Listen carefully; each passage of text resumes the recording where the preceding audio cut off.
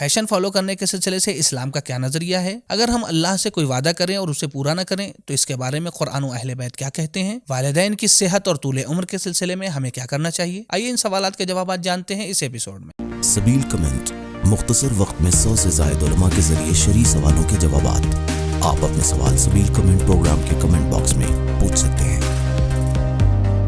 हर Tuesday और Thursday दोपहर 1:30 पर सबील मीडिया पर। दोस्तों अस्सलाम वालेकुम, उम्मीद करते हैं कि आप बखैर व आफियत होंगे। सबील कमेंट के इस नए प्रोग्राम में आपको तहे दिल से खुशामदीद कहते हैं और अपने इस प्रोग्राम को शुरू करते हैं इमाम जाफर सादिक अलैहिस्सलातु वस्सलाम की एक नूरानी हदीस के जरिए से। इमाम अलैहिस्सलातु वस्सलाम इरशाद फरमाते हैं, इज़ा हममत बिखैरिन फबादिर फ़इन्नका ला तदरी मा यहदिस। जब भी नेक काम करने का इरादा करो तो इस काम को अंजाम देने में जल्दी करो, क्योंकि तुम नहीं जानते कि आगे क्या होने वाला है। दोस्तों इस हदीस से जो हमें नतीजा मिलता है वो ये कि हमें कार खैर में, अच्छे काम में जल्दी करनी चाहिए, ताखीर नहीं होने देनी चाहिए, इसलिए कि शैतान फिराक में रहता है कि मोमिन को अच्छे काम से रोके। लिहाजा अगर हमने किसी काम का इरादा किया और हमने उसे ये सोचा कि इसे बाद में अंजाम दे देंगे, मुमकिन है कि किसी वजह से शैतान मुसल्लत हो जाए और हमें उस तरीके से कि जिस तरीके से हमने सोचा था उस तरीके से इस काम को और इस कार खैर को अंजाम न देने दे। लिहाजा पहली कोशिश ये होनी चाहिए कि जैसे ही इरादा किया फौरन अमल खैर में आगे बढ़ जाएं। दोस्तों हमारी आपसे एक बहुत ही अहम रिक्वेस्ट है कि आप जब भी कोई सवाल करना चाहते हैं तो सवाल करने से पहले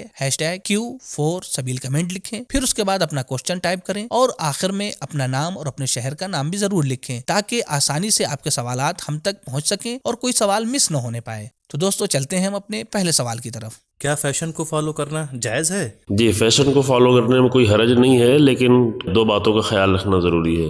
पहली बात यह है कि उसमें कोई हराम चीज़ शामिल नहीं हो, यानी जिन चीज़ों का फैशन किया जा रहा है वो खुद हराम ना हो। दूसरा ये कि फैशन करने में हिजाब के उसूलों की रियायत की जाए, यानी बेहिजाबी ना हो रही हो। तीसरी ये कि नामहरमों की निगाह ना पड़ रही हो। और चौथे ये कि खुद अपनी तरफ से लोगों के सामने अपने आप को पेश करना या ये शौक या ये इरादा ना होना महरम के सामने। ये हुए शरई एतबार से मसाइल।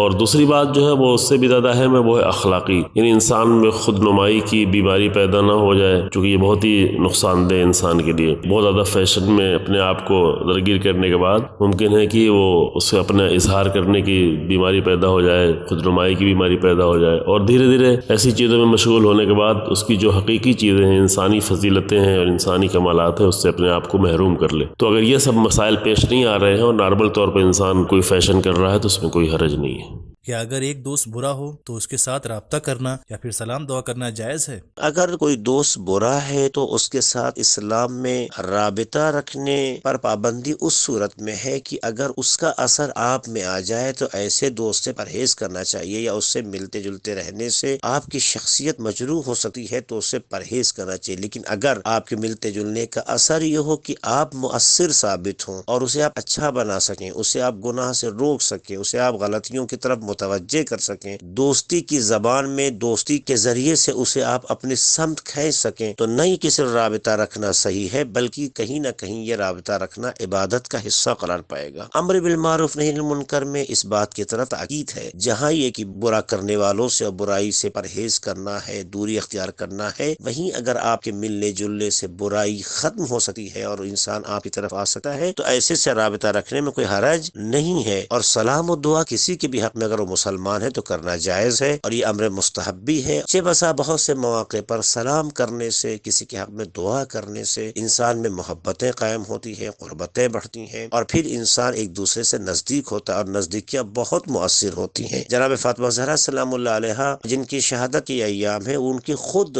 आदात में से एक बात थी कि वो हमेशा पड़ोसियों के हक में दुआ करती थी। तो बहरहाल किसी भी दोस्त के हक में दुआ करना या सलाम करना ये अम्र मुस्तहसन है। राबिता रखना डिपेंड करता है कि वो हालात कैसे हैं। अगर हालात ऐसे कि हम मुअस्सिर वाक़ हो सकते हैं तो राबिता रखना अच्छी बात है और राबिता रखा जाना चाहिए। और अगर ऐसा है कि खुदा न खास्ता आपकी बदनामी का जरिया हो या आप में वो असर अंदाज हो सकता है या आपकी शख्सियत को मजरूह कर सकता है, तो ऐसे दोस्तों से जो बुरे हों और हमें गलत रास्तों की तरफ रहनुमाई कर सकते हैं, परहेज जरूरी भी है और इबादत भी है। दोस्तों हमारी एक बेहतरीन शॉर्ट फिल्म है जिसका उन्वान है गुड फादर, जिस पर कमेंट करते हुए जनाब सादिक रिजवी साहब कहते हैं, जज़ाकल्लाह, شک بچے ایک کورے کاغذ کی طرح ہوتے ہیں، پر کچھ بھی آسانی سے لکھا جا سکتا ہے، اس لیے ہم پہلے خود کو عمل کے میدان میں اتاریں تاکہ ان کے لیے ایک نمونہ بن سکیں، کیونکہ وہ وہی کرتے ہیں جو وہ دیکھتے ہیں۔ ماشاءاللہ، بہت خوبصورت میسج تھا، جزاک اللہ۔ اللہ آپ کے چینل کی توفیقات میں اضافہ کرے۔ تو دوستو، ہماری آپ سے گزارش ہے کہ آپ اس ویڈیو کو ضرور دیکھیں اور اپنے دوستوں کے ساتھ بھی زیادہ سے زیادہ شیئر کرنے کی کوشش کریں۔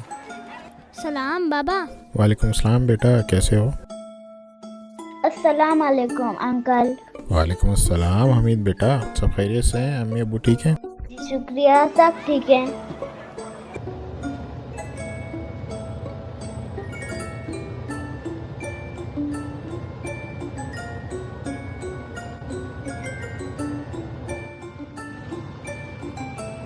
اور بیٹا سناؤ، اسکول کیسا رہا؟ کیا خبریں؟ اچھا تھا، ٹیچر نے بولا ہے پروجیکٹ لانا ہے، کہہ رہی تھی مما بابا سے بھی مدد لے لینا۔ میں تو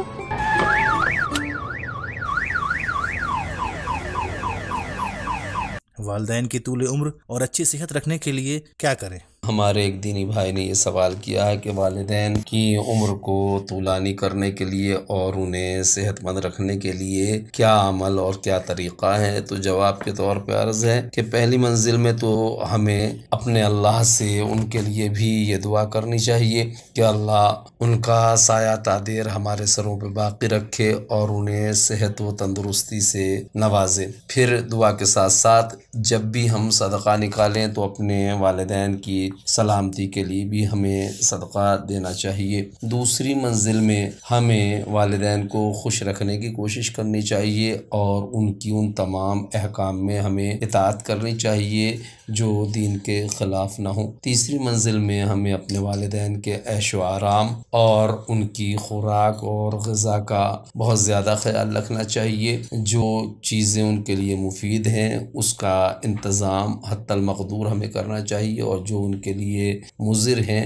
ان چیزوں سے انہیں پرہیز کرانا چاہیے۔ انشاءاللہ ان تین باتوں کا لحاظ رکھا جائے گا تو والدین کا سایہ بھی ہمارے سروں پہ تادیر باقی رہے گا اور وہ انشاءاللہ باصحت بھی رہیں گے۔ نکاح کے دوران قرآن شریف کا کون سا سورہ پڑھنا چاہیے؟ لیکن نکاح کے وقت کسی بھی سورے کا پڑھنا ضروری نہیں ہے اور نہ ہی کسی دعا کا پڑھنا ضروری ہے، مگر برکت کے لیے کوئی بھی سورہ پڑھ سکتے ہیں، حدیث کے ساتھ پڑھ سکتے ہیں، ضروری نہیں ہے، واجب کچھ بھی نہیں ہے، شریعت نے واجب کچھ قرار نہیں دیا ہے، صرف اور صرف نکاح کے جو صیغے ہیں ان کو جاری کیا جائے گا، اس کے علاوہ باقی چیزیں ہیں وہ لازم نہیں ہے، ضروری نہیں ہے، واجب نہیں ہے، برکت کے لیے پڑھ سکتے ہیں، حصول ثواب کے لیے پڑھ سکتے ہیں، واجب شریعت نے قرار نہیں دیا ہے۔ ایک دن بلبل اپنے بچے کے لیے اسٹرابیری لائی۔ اس کے بچے کو اسٹرابیری بہت اچھی لگی اور اس نے اسٹرابیری کھانے کے بعد خوش ہو کر کہا،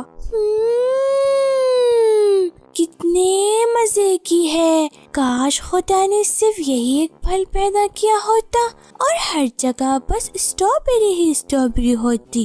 جو شخص بار بار اللہ سے وعدہ کرے کہ میں ہر شب نماز شب پڑھوں گا لیکن وعدہ پورا نہ کرے تو ایسے شخص کے بارے میں قرآن و اہل بیت علیہ السلام نے کیا فرمایا ہے؟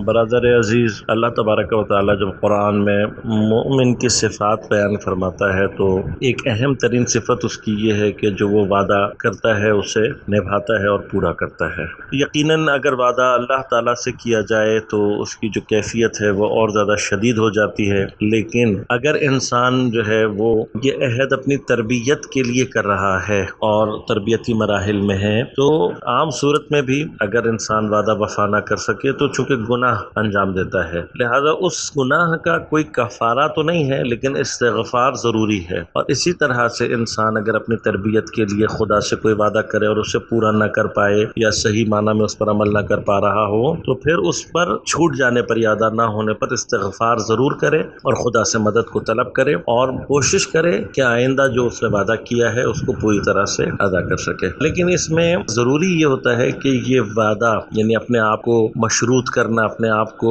باندھ دینا وعدے کے ذریعے سے تربیت کے ابتدائی مراحل میں نہیں ہوتا۔ یہ اس وقت ہوتا ہے کہ جب آپ ابتدائی مراحل طے کر چکے ہوں، یعنی آپ واجب نمازیں وقت پر پڑھ رہے ہوں، پہلے اپنے آپ کو اس کا پابند بنائیں اور دیگر جو ہے وہ محرمات کو ترک کرنے کی کوشش کریں۔ جب آپ ان چیزوں کے پابند ہو جائیں پھر اپنے آپ کا وعدہ کریں اور نماز شب اور دیگر توفیقات کے لیے کوشش کریں۔ خدا آپ کی توفیقات میں اضافہ فرمائے۔ نماز میں آنکھ بند رکھنا ہے یا کھلی؟ شادی سے پہلے اپنی ہونے والی بیوی سے چیٹنگ کر سکتے ہیں؟ اور لڑکیوں پر کتنا پردہ واجب ہے؟ جانیے ان سوالوں اور اس کے علاوہ اور بھی سوالوں کے جوابات کو اس ایپیسوڈ میں۔